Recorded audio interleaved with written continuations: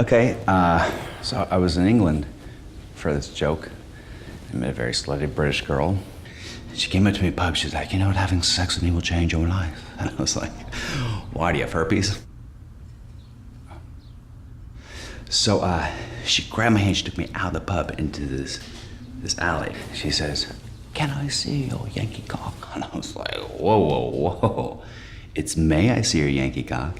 And yes, you may. I mean, how can I say no to that accent? So like, cock. But some accents are weird. Like, I was dating a girl from New Zealand. That's a weird accent. It always goes up at the end like this. Like everything sounds like a question like that. We'd be having sex, she'd be like, oh yeah, you're fucking me so hard? I did a Russian girl, instead of going up, it went straight across, total monotone. She'd be like, I'm having a great time. Orgasm. Multiple orgasm. Wrong hole. Anyway, so I think that kind of segues into the show idea. Is this the pitch? Yeah, so it all started. I was thinking about those travel shows, you know? They're always so earnest and boring and food-oriented. And I was thinking, it doesn't have to be so boring. It can be... Funny. Exactly. So my version, Gus, travels to the sexiest, seediest places on the planet.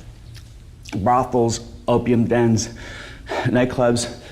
Get him some water? Yeah, could I?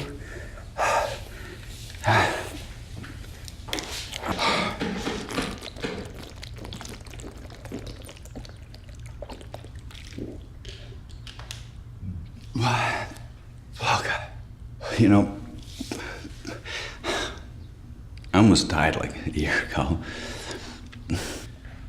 I had what I thought was a heart attack. What are you talking about? I didn't tell you about this? Well, turns out it was a panic attack. My wife, she thought it was hilarious. She couldn't stop laughing about it. Oh, she stopped laughing when I stopped being able to fuck her. And that is when the show begins. I'm me, Ken. I'm a married, middle-aged, washed-up stand-up.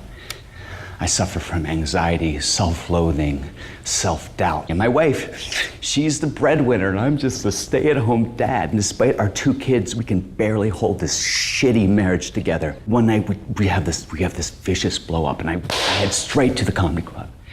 And that's where I meet this girl. She's beautiful, spontaneous, and she inspires me. I start talking about my anxiety, my marriage, my kids, my sex life, or my lack of a fucking sex life. I just start selling out theaters. Of course, my self-absorbed wife, she has no fucking idea that I'm trashing her. She also doesn't know that I've become obsessed with this girl. And we find out I've begun stalking her. She is into it. And we start having this wild, passionate affair. And then suddenly I make one mistake. And my wife finds out everything. So season one ends with my entire life just blowing up in my face. And season 2 is the horrific, ugly, gut-wrenching divorce. And